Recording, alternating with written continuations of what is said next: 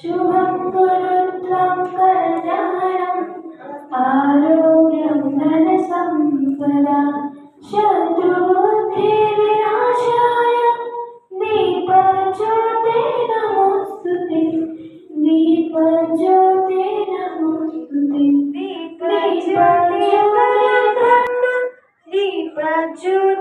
जनार्दनः दीपज्योते परं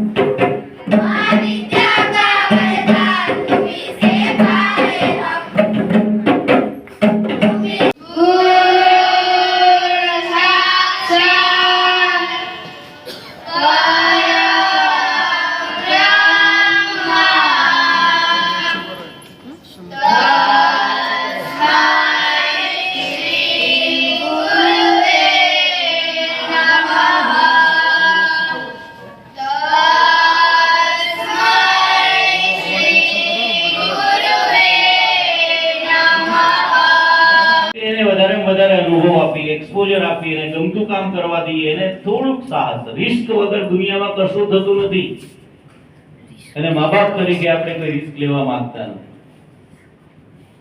ગઈકાલે બહુ તૈયાર રેડીમેડ બાળકને બહુ સાચું બહુ પપલાયું છે એ બાળકો છે આગળ વધી શકતા નથી. એટલે ગીજુભાઈને ફરીથી યાદ કરીએ. બધા નાના બાળકો બેઠા છે ફરે છે. બાળકને તમે જોયું છે કે કોઈ એક પ્રવૃત્તિ એને ગમી જાય વાત થોડા ગાવાના. ચિલ્ડ્રન યુનિવર્સિટીમાં અમારે દાહોદના એક ભાઈ છે સોલંકી છે. એના પપ્પાએ એને સતત તબલા વગાડવાની ના પાડતા. એમએસ યુનિવર્સિટીમાં એ ભણવા ગયા. ઇતિહાસ ભૂગોળ એવા વિષય સાથે એને ભણવાની શરૂઆત કરી કારણ કે બાપાને સંતોષ થાય કે ભણે છે. પણ એને સાંજના સમયે એને પરફોર્મિંગ આર્ટની અંદર એને તબલાના ક્લાસ કર્યા. દુનિયાના 10 દેશ કર્યા છે. ચિલ્ડ્રન યુનિવર્સિટીમાં તબલા વગાડવા શીખવવાના પ્રોફેસર છે. તો આપણી જે કેટલીક માન્યતાઓ છે કે આપણે આવું કરાય ને આપણે આવું ના કરાય, આવું જ કરાય. આપણે બીજાના જોઈને આપણે આપણા છોકરાનો ઉછેર કરીએ છીએ. ઇવન આપણે પણ એવી જ રીતે જીવીએ છીએ. આપણી ગાડી કોણ નક્કી કરે છે? તારીફ કરો તો બીજા લોકો પણ મદદ કરે.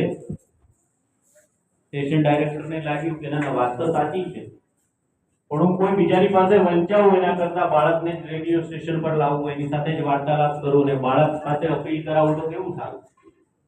એટલે એને ટોમને રેડિયો સ્ટેશન લઈ જાય છે. ત્યાં એની સાથે વાત કરે છે કેવી રીતે વિચાર આવ્યો ને શું કર્યું ને કેમ કર્યું ને. પછી બાળક અપીલ કરે છે રેડિયો સ્ટેશન પરથી દુનિયાના લોકોને કે તમે બધા નાની મોટી મદદ કરો તો લોકો જે મરી રહ્યા છે એ મને નહીં, જીવતા રહે, એની દવા થઈ શકે. અને 3 પ્લેન ભરાય એટલી દવાઓ મળી. પછી તો મિસ્ટર લિંકસને એવું ગોઠવ્યું કે પ્લેનમાં વાત થઈ હતી. બાળકોને એટલી સ્વતંત્રતા મુક્તતા હતી કે 8 વર્ષનું બાળક છે ઝાડની ટોચ પર ચડી જાય, સંઘર્ષ કરે, કોઈ પડે તો પણ